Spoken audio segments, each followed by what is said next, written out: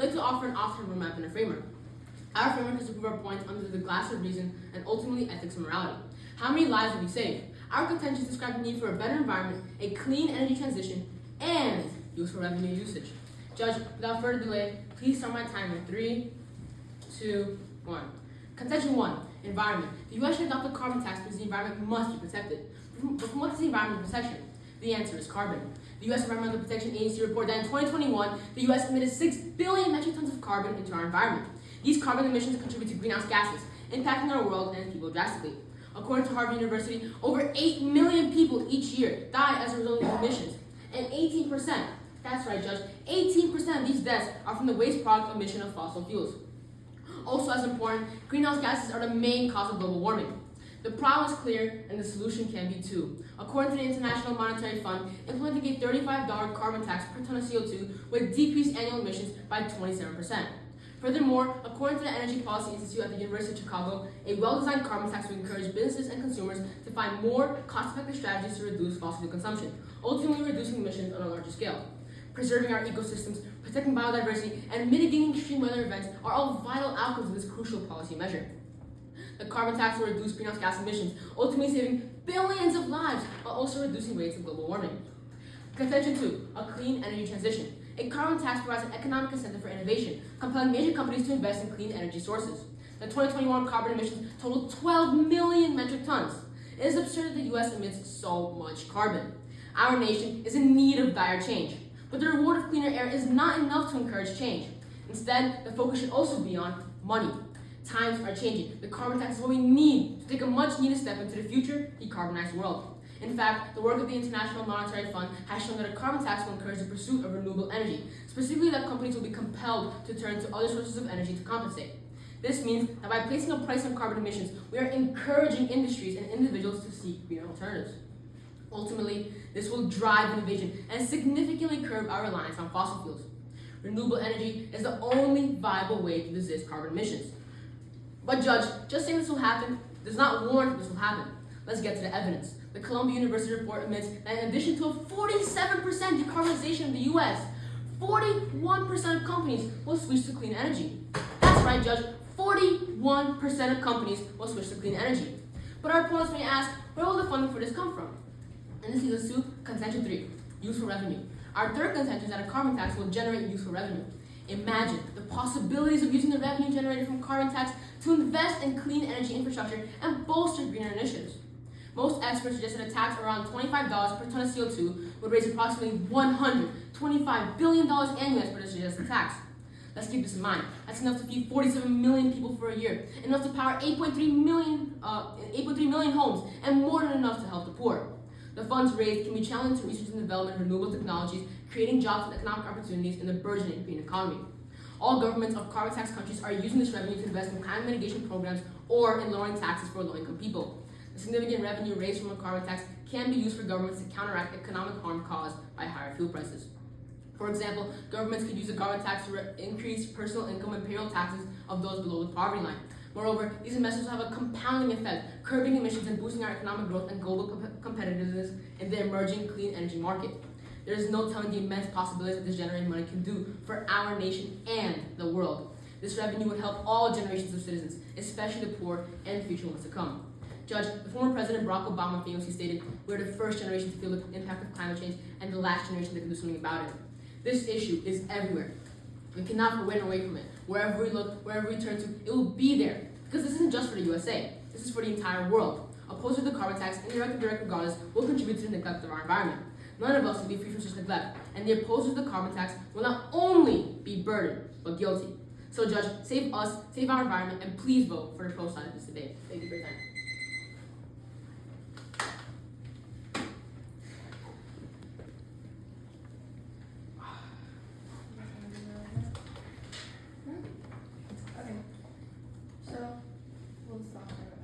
My first contention will be that the tax lords are citizens. My second contention will be next, which will talk about how the oil and gas industry will decline. Lastly, my third contention is that there are better and less detrimental alternatives to the tax. My framework is that our citizens and economy are our top priority. Now my time will start in 3, 2, 1. Contention 1, the tax lords are citizens. Islam 22 states that a carbon tax on fossil fuels is often regressive in its impact, hurting poorer people relatively more than the richer ones. Even when it might be progressive, poorer people still suffer a welfare loss when prices rise, making their consumption basket more expensive. This demonstrates that a carbon tax may not seem significant to rich people, but to lower class citizens it is a much bigger deal, for it thwarts them by making them pay another and large tax. According to Shin 23, a gradual increase of carbon to US $50 per ton and CO2 by 2030 could substantially accelerate already declining coal production and coal-related employment relative to 2015 levels. For example, in the United States, coal-related job losses would jump from 8 to 55%. In China, coal-related jobs would decline by 45% instead of by a small loss. In India, where the coal-related employment is expected to grow 5%, it would decline by 42% with the carbon tax. These job losses would amount to 0.3 to 0.9% of economy-wide employment in China and Poland, and less than 0.15% in other countries. Overall, not only does the carbon tax contribute to welfare loss, but also unemployment. This unemployment applies to not just low-income households, but high-income as well. Contention 2, the oil and gas industry will decline. NIA 24 states that an effective carbon tax would indeed shift consumers away from fossil fuels, not increase the supply of fossil fuels. It would mean lower value of fossil reserves and less revenue for fossil fuel companies. If these companies seek profits and shareholder value, they should oppose carbon taxes. This explains how a carbon tax would in truth put fossil fuel companies, oil and gas industries, at an economic disadvantage. Moreover, we can't help our environment without any money, so if we are at an economic disadvantage, we are also at an environmental one. Politico 16 notes that for all these reasons and more, the collapsing value of oil will have profound consequences around the world, with the potential to destabilize regions, remake regions, and alter the global economy in lasting and unforeseen ways. Moreover, without oil and gas companies, our economy and governments will be globally altered in an incalculable way. SIP 22 states that in 2022, the total revenue of the United States oil and gas industry came to $332.9 billion US dollars. Furthermore, D20 states that between 2012 and 2025, the oil and gas industry is projected to provide $1.6 trillion in federal and state tax revenue, supporting the maintenance of schools, hospitals, and public infrastructure across the country. Oil and gas production helps save American consumers an estimated $203 billion annually. Oil, natural gas, and coal provide 80% of American energy. This all shows how much money the oil and gas industries would make, which would be used to support our community and government. Without these industries, all this money would draw to a close, along with its benefits to our environment and society. Contention 3, there are better and less detrimental alternatives to the tax. According to Suzuki 24, cap and trade has one key environmental advantage over a carbon tax. It provides more certainty about the amount of emissions reductions that will result in little certainty about the price of emissions. This shows the superiority cap and trade has over a carbon tax, which is exactly why we should implement something like this over a tax. Also, cap and trade system reduces 90% of carbon emissions if carbon taxing only reduces 0.17%, which is a stark contrast between the benefits of each option. According to ALEA 23, renewable energy investment, instead of offsetting carbon emissions, investing in renewable energy sources such as solar, wind, or hydroelectric power can help reduce carbon emissions directly. This is a quick and easy way to reach the same ideal as carbon tax without all of the negative outcomes that I previously mentioned. According to Berkeley Law, California's cap and trade has helped reduce statewide GHG emissions and bolster the state's clean energy economy. Also, according to Energy System of Germany, Germany is a global leader in renewable energy and has not implemented a carbon tax, with over 40% of its electricity coming from renewables in 2023. They set ambitious goals to reach 80% by 2030 and carbon neutrality by 2045. Methane, another carbon emitter, costs exactly 1,025% more than carbon when taxed in the US. If we are already making a lot more money taxing methane than carbon, what value is taxing carbon emissions as well? Some may say that the value of solving the issue in our daily life that methane doesn't cost, including climate change and global warming. But what impact does a carbon tax make when it is only being taxed a fraction of methane? According to the importance of methane, methane is the second most abundant anthropogenic GHG after carbon dioxide. With this in mind, as well as the price comparison from carbon to methane, why would companies switch from carbon to another tax? Put yourself in our civilian shoes. Would you rather pay an insignificant tax for the most used and popular carbon emitter, or an almost 1,030% more tax for a less used, less popular carbon emitter? And with that, I urge you to submit a comment. Thank you for your time and attention, Judge, and comments.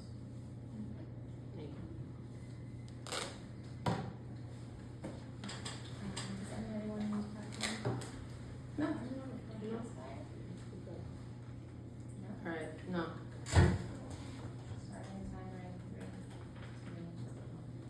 Alright, so you mentioned in contention that there would be job losses in China and Poland, is that correct? Hmm? However, are you aware of the amount of clean energy jobs that carbon tax provides? Excuse me? Are you aware of the amount of clean energy jobs that the carbon tax provides? Well, it puts you at a loss of all of the fossil fuel reserves and the jobs that they imply. Alright, thank you. This will be addressed in my summary. Can you summarize your framework? No problem. So our framework is based on basically morality and how many lives we save. It's about economy. It's a range of things, but it really stems from our way of life, how we live. You have another question, or can I ask you a question? Yeah, that's fine. All right. How will our environment be impacted if a cleaner energy source is used by our businesses? You can say that. Sorry. How will our environment be impacted if a cleaner energy source is used by our businesses? Well, you're not sure that they'll alter or change to cleaner energy sources because, like I said, you could easily just go to another carbon emitter if you put a tax on carbon. Okay. Because carbon isn't the only emitter. Okay. Thank you. You have a question? You can ask them. All right. Thank you. So, how many? Okay. So, how do you feel about our current environment, and do you believe that it needs to be improved? Yes. Yes. Okay. Thank you. Another question or no? You had a contention that was about, let's see. Mhm. But I remember being the third. I can tell you what the third Yeah. one is. All right. The third one is one sec. Useful revenue. Thank you. Do you have a question or no? No. All right. One sec. I'll ask another question. Sorry. One sec. How many jobs do I know? Did I already ask that? I think I already asked that. Okay. One sec. How many people die each year from carbon? I have no idea. All right. The answer is 18 million. And again, this is much. Okay. Any other questions? You can ask them. All right. How will using revenue generated from a carbon tax to invest in sustainable infrastructure affect our environment? Would that be a question for you? No, that's for you. Because the revenue generated from the carbon tax is given back into environment boosting programs. So that's my question. How will using revenue generated from a carbon tax to invest in sustainable infrastructure affect our environment? Well, not all the revenue is being used The because. majority of it is. Okay, back to your question. Yes, sorry. So, what I was saying was, if they're causing a decline in the fossil fuel companies, you're taking away the $332.9 billion US dollars, which How many? 332.9 billion. Thank you.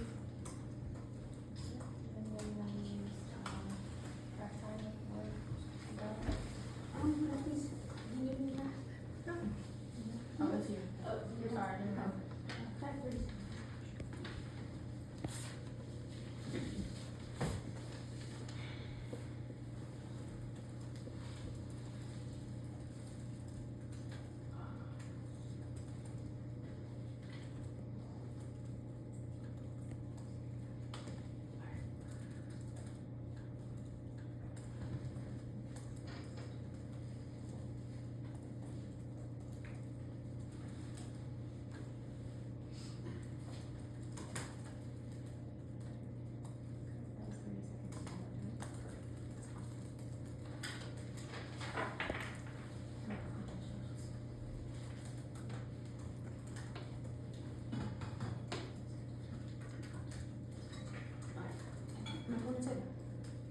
Yes.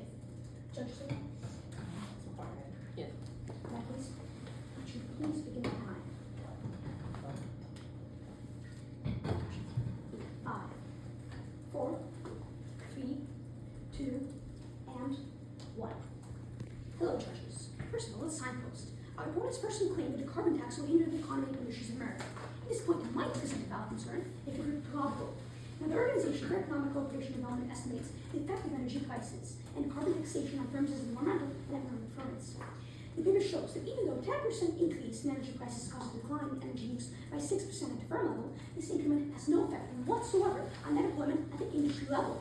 But it motivates the allocation of production workers from energy-intensive to energy-efficient firms. Furthermore, in 2 papers conducted by the Resources for the Future Nonprofit Organization, discussed the short and long-distance implications of a carbon tax in the U.S. In the conclusion of the report, they quoted, "For a wide range of specifications, we find no evidence of effects on GDP growth or total employment." Judges, it is clear that the economic status quo of our country is not a delta drawback to being efficient.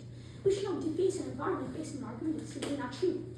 But the most shocking piece of evidence that I found, however, concerns the fossil fuel companies themselves. We would expect them to radically oppose the carbon tax. That is what we expect, yet we find that according to the annual report of the French Bank on the U.S. fossil fuel industries, 78% and the largest 50 fossil fuel companies favor the carbon tax. And they are actually the ones going to be affected the most. The carbon tax is proportional. Judges, this here is crucial. They would know the alleged economic downfalls more than anyone.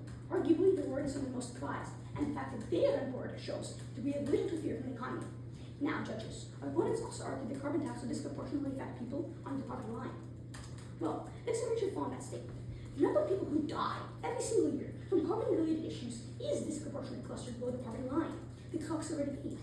The World Health Organization reveals that every year, 8.2 million people in the nation die each year from greenhouse gases like carbon. 237,000 of them young children, judge, infants and babies who close their eyes and never open them again solely because of carbon. A study published by the Future of Energy Policy says that the current carbon emission projections will lead to 1 billion worldwide deaths over the next century if we do not instate a carbon tax. For every single pound of carbon that we burn, says the study, one person will die. Anything we do, the carbon tax, which will decrease carbon emissions by 47%, says Colombia, is going to be saving the lives of the poor. Judge, this rebuttal is almost entirely independent of weight. Consider the scope of 1 billion impoverished deaths. Consider the magnitude of 1 billion impoverished deaths. Consider the moral obligation that we have as citizens to prevent these billion impoverished deaths. Now, Judge, I would much rather have the price of Achilles' rise, which may not even happen, as I will shortly explain, than have 1 billion people on the poverty line die and be sent into economic death. Now, Judge, let's address the second contention. Our opponents blatantly protected that we must protect the oil and oil industries. Judge, again, another major flaw. The citizens' climate lobbies determined that such industries have dropped employment rates by 58% for the last 5 years. Meanwhile, Jobs has prepared the 2024 International Labour Organization report. Clean energy jobs are numbered at 12.7 million, and the solar and wind sectors are expected to climb 11 to 13 times with a carbon tax. The Reuters organization says it will generate $11.3 trillion in the next 25 years. Now, Judge, they also argue there are better alternatives. Well, Judge, there are alternatives. Of course there are. But there are no better alternatives. Again, we cannot parallel 47% decarbonization of the U.S.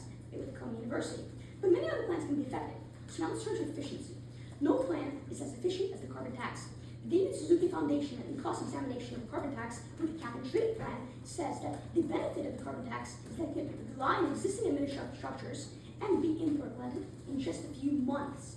The report then went on to hail the other alternatives as good in theory, but not practical in reality, as densely complex and unnecessarily restrictive an economy, specifically the cap and trade plan. Judge, these advantages are extreme, undeniable, blatant. We cannot sacrifice our environment and even our economy, and for this, please vote for the opposed side. Can I please have one minute, please? Yeah, 1 minute? Thank you.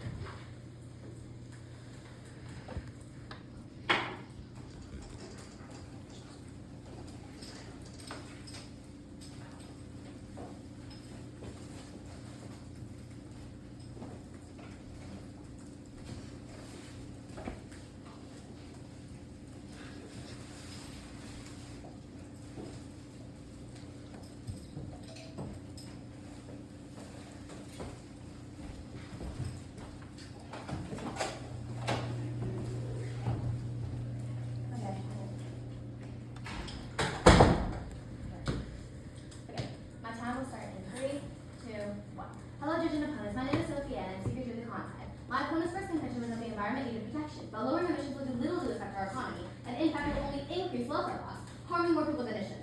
According to American Energy Alliance.org, as seen in British Columbia and Australia, carbon taxes do not impact climate change. In Australia, emissions actually increased after the introduction of the carbon tax because of different loopholes and exceptions. Furthermore, even if the U.S. limited all carbon dioxide emissions, it would have a negligible impact on the world's climate.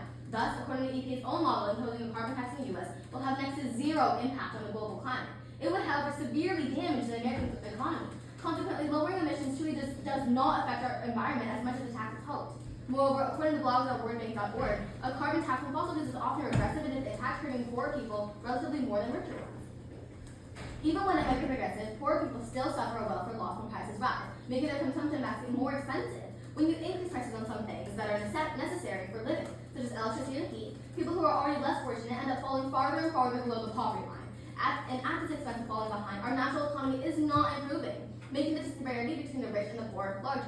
My opponents emphasize on environmental benefits. However, we cannot ignore the human cost of the carbon tax. For many low-income families, rising energy costs can mean choosing between heating their homes and putting food on the table. Society 23 states poor households suffer more from carbon pricing, with most of the welfare loss caused by a loss in income. The poorest estimate lost 50% mitigation scenario, 80% mitigation scenario. More of their total welfare compared to the richest due to carbon tax in 2030. To add on, greenhouse gas emissions are a global problem that cannot be solved by curbing polluting activities only in the United States. Many alternative solutions, such as the cap-and-trade system, which is a government regulatory program designed to limit or cap the total emissions, such as carbon dioxide. This system is far more effective than a carbon taxation that can push people into poverty and not even benefit the economy as it would like. According to MIT.org, well-designed cap-and-trade systems have proven to be environmentally effective and cost-effective. Successful cap-and-trade systems have had accurate emissions monitoring significant violation penalties and high compliance. To summarize this, these carbon taxes aren't truly helping our economy, nor are they helping our environment. They're causing detrimental damage to the people already below the poverty line and causing the poor to become impoverished. Also, while doing little to nothing to improve our environment, overall carbon taxation is not the way to go and have worse effects on not just our environment, but our economy as well. My opponents later went on to say that the carbon tax will create a decrease in emissions, but according to Staff 21, the Canadian Taxpayers Federation says the short answer for if the carbon tax is actually working is no. Chris Sims, the British Columbian director of the Canadian Taxpayers Federation, points that the province's own carbon tax, which has been in place since 2008 as an example, British Columbia has the highest carbon tax in Canada. We are at $40 per ton, it's about 8.3 cents per liter of gasoline. Slims also said they told us it would reduce emissions. They said emissions are going down. The emissions are going up based on the government's own data. Emissions in British Columbia have gone up 10% in the last 3 years and 5 of the last 7 years.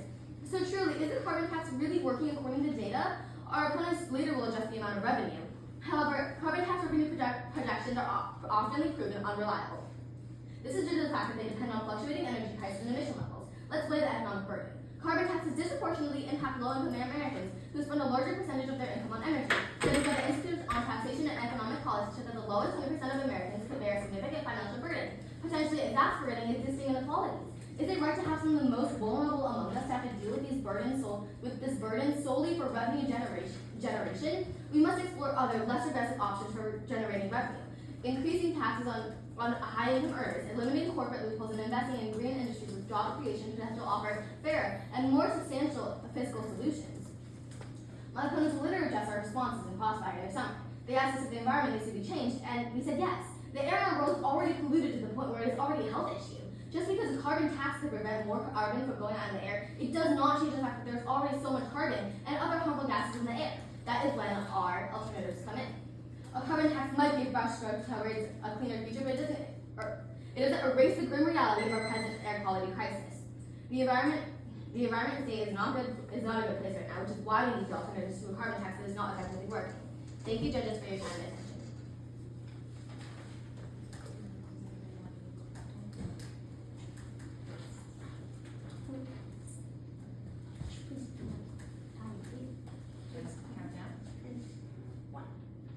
Okay, so you fall back in the cabin plan a lot. So do you know the reason the cabin trade plan is not used as widely as the carbon tax internationally? I'm sorry? Do you know the reason why the cabin trade plan is not used as widely as the carbon tax on an international scale? No, please elaborate. Right. And the reason is actually quite curious because you talk about the discrepancies and proportionality of low income and high income. So the problem why the cabin trade plan is so limited is because of these exact causes. The Food and Water Watch Organization says the cabin trade plan is notoriously known for targeting people of color and marginalized communities. That is the reason why we are currently debating to have a carbon tax in the US. We pushed this year and last year. That is why the cabin trade plan on an international scale is only used in America. Meanwhile, 47 countries have the carbon tax. Chuck, ask a question. Sorry, what? Sure. However, if the carbon tax, as you stated, is so effective and wonderful, why has it not been proposed in America? I mean, why has it not been in use in America, in the U.S.? That was actually my next point. So here's the thing. It was proposed, the reason why it's being proposed is because times are changing. Right now, people are calling for the carbon tax. Right now, people understand and acknowledge the true impact that this can have in our country. They realize that this is a game changer. In the last voting, that about 77% of people said that they want a carbon tax in America in the last voting poll. Now, that is exactly why. Because right now, we realize the effects of climate change are having in our country. And we know that we cannot use the cap and trade plan because it disproportionately targets and marginalizes people of color. So we have to use the carbon tax that will decrease emissions by 47% while avoiding the drawbacks of the cap and trade. Now, I'd like to ask a question. So So how will property rates decrease when the generated revenue is given back to the poor? I'm sorry? How will property rates decrease when generated revenue is given back to the poor? Well, yeah, that is the revenue generated will be given back to the Of poor. course. So speaking of which, you talked about Mhm. British Columbia and you talked about Australia, and just and actually all of the 47 countries with the carbon tax. In all of those countries, the pledge and the crux of the carbon tax was to give back the generated revenue into the poor, because governments, they're not for people, not trying to harm people, so they give back out in sheer money in programs so that jobs are increased. 35 million jobs annually are given back to the poor, green collar jobs. You have a question or ask? So speaking of Australia and British Columbia, you were making some comparisons that I want to clarify. Do you know the population of Australia and British Columbia? No. So Australia's population is, I believe, 36 million, 46 million, and British Columbia is less than 10.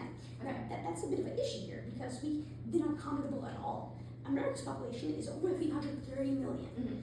That's over 20 times larger than these countries. So you're comparing the success, by the way, it did succeed in Australia and British Columbia, a lot of revenue, I think it was 125 billion was given back to America. You can't do that. They're completely different in terms of government and population.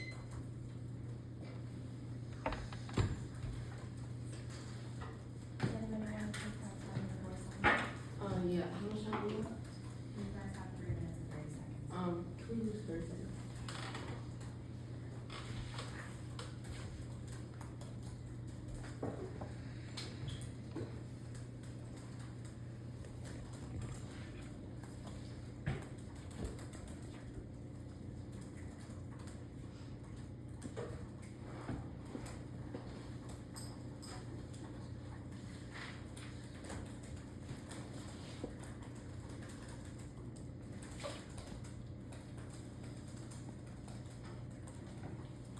That was 30 seconds. Do you need anything?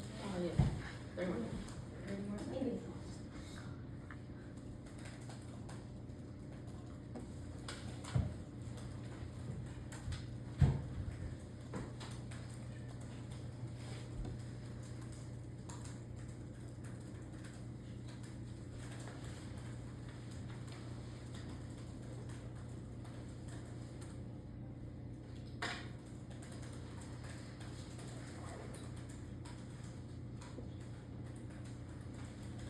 That was 30 more seconds. 30. But how much time do we have? You have 2 minutes and 30 seconds. Yeah, we'll just go just 30 seconds. You want 30 more seconds?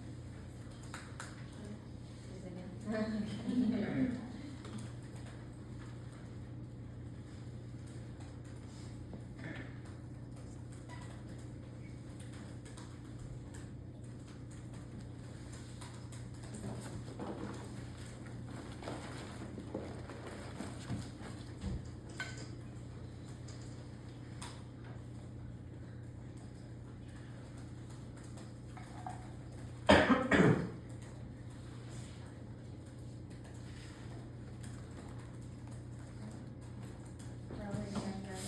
30 more 30 more seconds. seconds. We want 30 more seconds.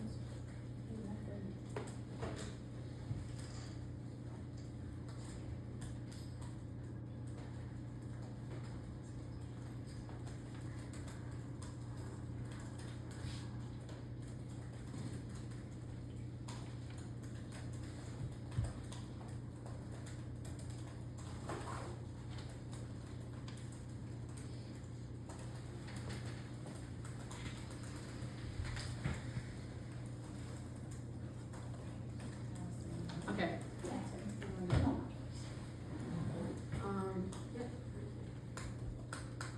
Okay, we have a lot, right? Okay. Are they ready? Are my opponents ready? Are my ready? My partner ready? Alright, so please, one sec. Okay, please give my time in 3, 2, 1. Judge, first we have to commend our opponents for a number of well-researched and well-reasoned contentions and rebuttals. However, our argument greatly outweighs theirs. A carbon tax will ensure a safer environment for all American citizens. A 47% decarbonization, as per the Columbia University, is monumental. Now, let's talk about their contentions. In their first contentions, our opponents mentioned the fact that the carbon tax harms low-income individuals and leads to a gradual increase in carbon. We rebutted that claim by delineating that, as per the Columbia University, 47% of carbon emissions have been dropped, and 41% of companies have been convinced to switch into using clean energy, all because of the carbon tax. Judge, surely you could see that our opponent's magnitude is nowhere near as strong as ours. From the clean energy we face to the decarbonization we have, the economy and our environment will eventually be resolved by just taxing others. In our second contentions, our opponents mentioned the fact that this initiative will lead to companies using less fossil fuels. However, there's one thing that our opponents fail to notice. Having our companies rely less on fossil fuels is exactly the resolution that will lead to environmental stability. As we know, each year, 8 million people die as a result of carbon emissions, as per the Harvard University. So the question is, would you rather have our companies spend a little more money, a little more time to use clean energy, or be responsible for the death of 8 million people? 8 million hardworking citizens who have done nothing wrong. In our third contentions, our opponents signify that there are better alternatives, such as the cap and trade plan. However, unbeknownst to them, the Food and Water Watch nonprofit organization determined that cap and trade plan disproportionately marginalizes people of color and low-income minorities, proving that our opponents' claims are superficial in truth. Finally, during the rebuttals, our opponents mentioned Australia as a country where the carbon tax has reduced carbon rates. However, Australia's population has only 26 million people, while America has 300 million, 11 times the amount than that of Australia. Judge, it should be clear in the fact that our opponent's scope is very limited. This evidence cannot be used in comparison to the staggering population of America, proving exactly again that our opponent's arguments are not significant in weight. Now, Judge, as crossfires aren't judged, let's highlight some most of them now. In the first crossfire, our opponents themselves admitted that our current environment must be saved. Well, with the carbon tax, we'll do exactly that. When this fact was mentioned in the crossfires, our opponents did not sufficiently respond, proving again that their arguments are simply untrue. In the second crossfire, we asked our opponents if they know why the cap and trade plan is not as widely used. They answered no. Not only does this show that they don't realize the true repercussions of their side, but it is because the cap and trade plan literally goes back onto their pro-side's pledge. It disproportionately marginalizes people of color and low-income minorities. We also asked how poverty rates will go up if we give back generated revenue, and they had no response when we used the examples they mentioned to show that in all of the countries with tax, poverty lines did not worsen, but got improved. But got improved. We also have to consider the magnitude that we have argued in the contention. Our opponents mentioned that the carbon tax is harmful to our environment, and therefore, is it also important that we consider the time frame? The carbon tax will only take a few months as per. Disappeared again? No, it disappeared. You lost connection. Yeah, whatever. Internet these days, am I right?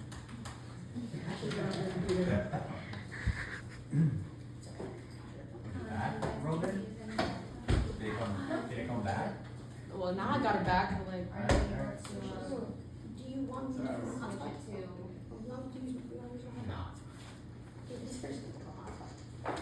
I have it right here. Sorry, that was weird. It's okay.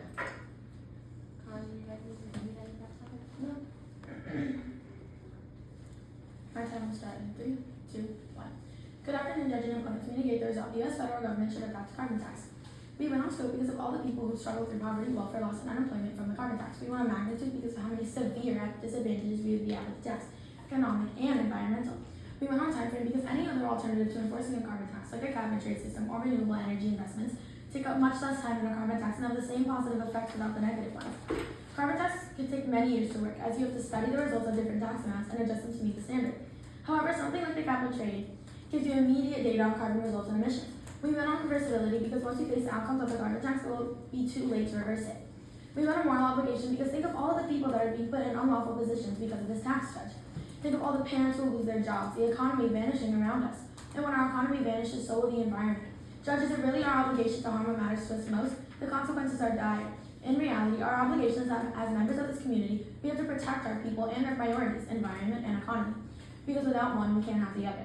Judge, we have numerous statistics and sources to show why carbon tax is not an ethical idea. Our sources also show other options are more acceptable for our community. Regardless, I have already stated that we can't have an environment without an economy because we will have no way to support an environment. Things like economic prosperity are what strengthen people's willingness to renounce parts of their income to pay for environments. Without an economy, we have no environment, but we will have both without the tax. Now let's move on to my opponent's attestations. My opponent first claimed that the carbon tax generates diesel revenue. This is easily refuted from the mere fact that the carbon tax severely declines the oil and gas industries.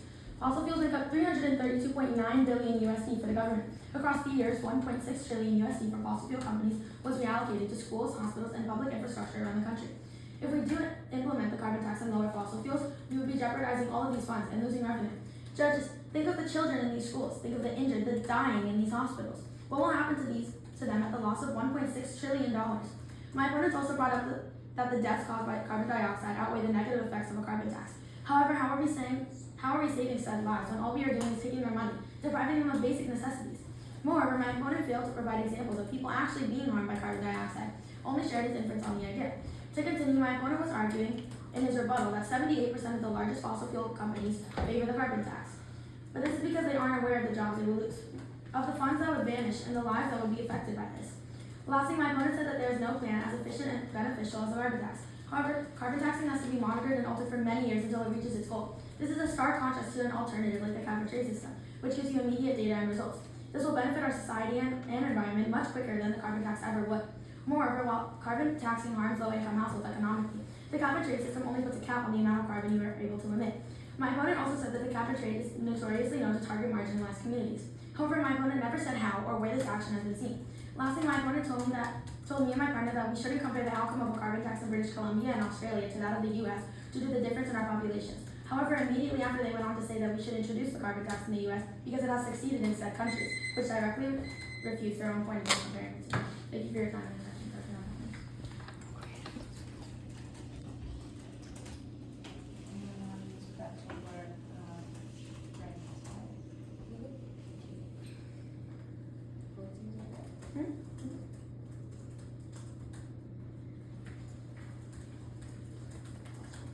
Alright, read these. 2 and 1. Okay, so okay, so I want to discuss the point of complexity. You mentioned entry point there. So first, let's clarify. What error did I make in complexity? Okay, well, I'm just gonna read off my summary. Okay, you told us that the cap and trade system is notoriously known to target marginalized communities. Yeah, but that wasn't in other countries. That is in America. Because as you advocate for the cap and trade plan, I'm sure you know that about 11 to 12 states in our country, 11, have the cap and trade plan. It got sized down and is very close to being eradicated in all of those states because of this exact reason.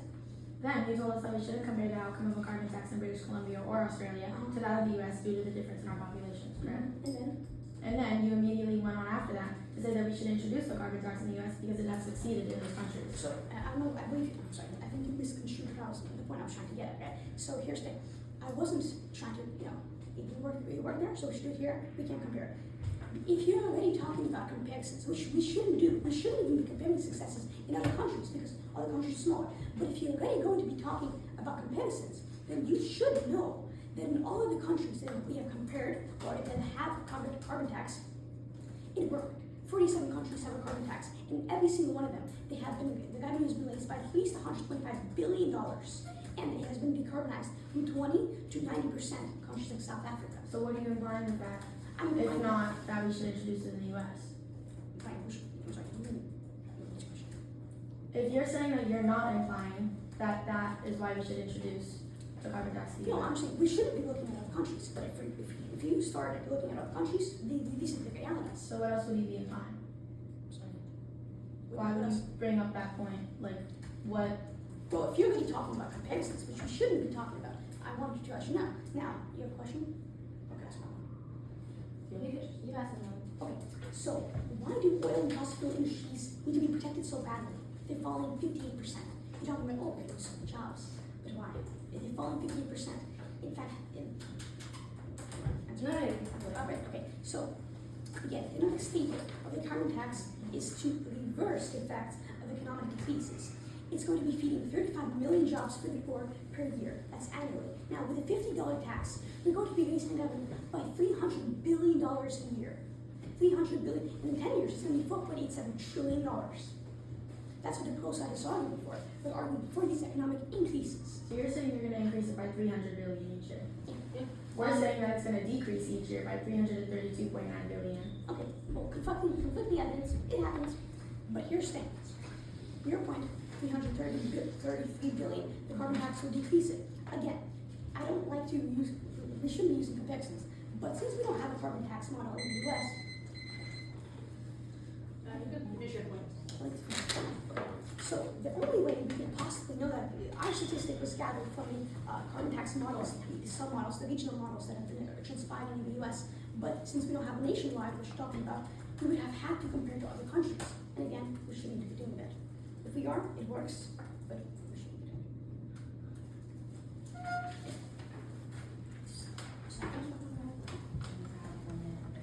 I'm going to spare 30 seconds. You want me to do this, right? And you tell me when Yes, you're do you know? good? There you go. I don't use it. Oh, yeah, you should.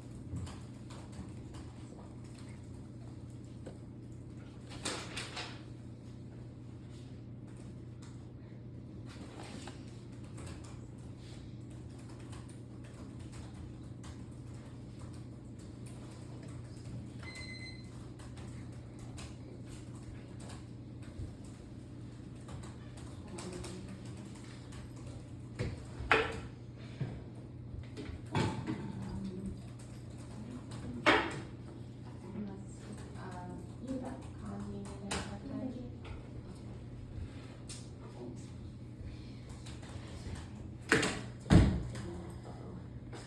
Jerry, you think it's the way Yeah.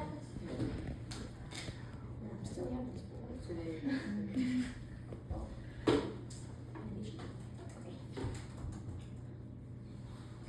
Judges, could you please give me time? In 3, 2, and 1. Judge, before making a decision today, I'd like to weigh the numerous points of opponents against the undeniable benefits which they overlook. First, let me the contentions. Contention 1, undeniable environmental advantages. Contention 2, $300 billion of annual revenue would be invested in helping the poor and funding our nation. And contention 3, an inevitable national transition into lucrative cleaner energy, safeguarding the environment for years to come. Judge, let's weigh the debate. We believe we win at magnitude. The tax will decarbonize the U.S. by 41%, this is Colombia. We win at scope. The tax will give the poor 35 million green collar jobs a year. We win in probability. 47% of companies will transition to clean energy and keep the tax, using the $300 billion of annual revenue. We win in time frame. The David Suzuki Foundation says the tax can be implemented in mere months. We win in moral obligation. 8.5 million people died each year because of carbon. Judge, you and I have an ethical obligation to save them. 8.5 million people in our nation alone. Because we win on these things, Judge, our framework holds true. We are mitigating climate change and ultimately saving lives, which, as we earlier proved, the cap and tree plan does not do effectively. We win in framework because of impact resonates with everyone and everywhere. Now, my partner already discussed the first and second crossfires, so let's signpost the grand. And the grand crossfire, my opponent said, we discussed alternatives. Judges, we should not be comparing the tax to other countries. But if opponents brought up 2 countries, we think, and we believe you should too, that the truth of what happened in those countries had to be covered. And the truth was that every single country that has adopted a carbon tax saw a $100 billion revenue increase and mitigation effects in decarbonization levels from 20 to 93%. Now, judges, might I add that opponents not even bother to refute the clean energy transition card. And Judge, time and time again, we have established, signposted, crystallized, and weighed our points in this debate while defending our framework of magnitude, scope, probability, time frame, and moral obligation. Our impact is simply greater. We will save life. Because of this, please vote for the pro side. Thank you for your time.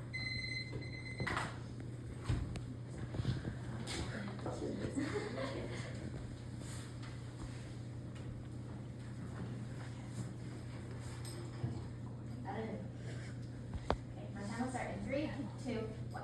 All along with the result, the U.S. federal government should not adopt a carbon tax. We will not go because of all the people who are already struggling with poverty and the people who would fall below the poverty line if a carbon tax would be adopted. We will not magnitude because this is a federal decision which affects millions upon millions. We will not reversibility because it would be too hard to reverse the outcome of the adoption of this carbon tax. We will not moral obligation because it is our obligation to take citizens' lives and well-being to the frontier.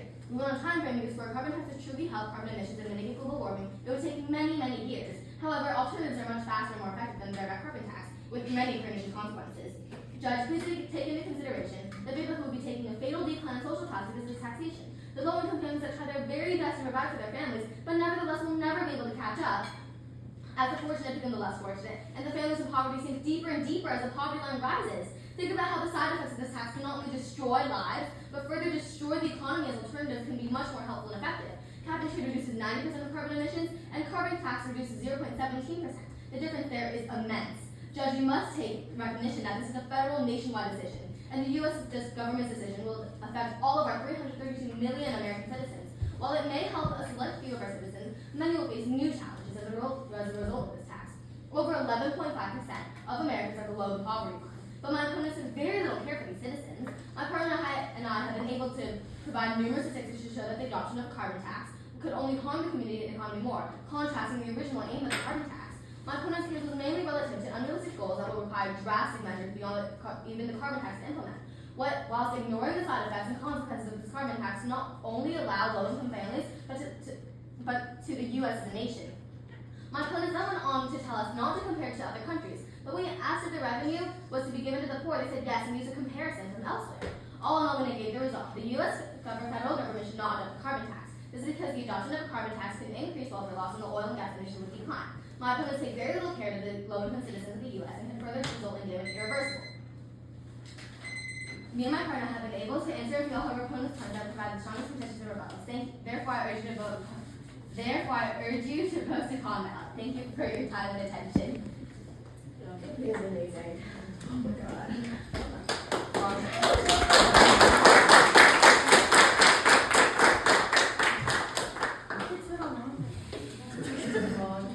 Nice job. You guys are as always. You're really persuasive.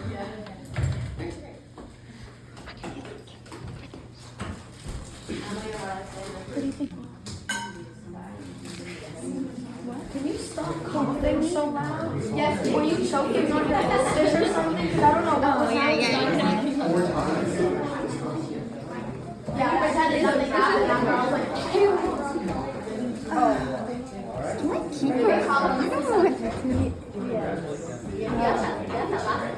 I'm sitting next to her and she better watch the whole thing.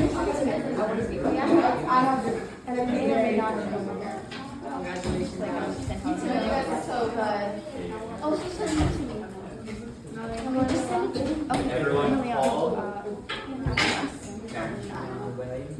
Gotcha. I have to stop recording. I have to call. I have to go to the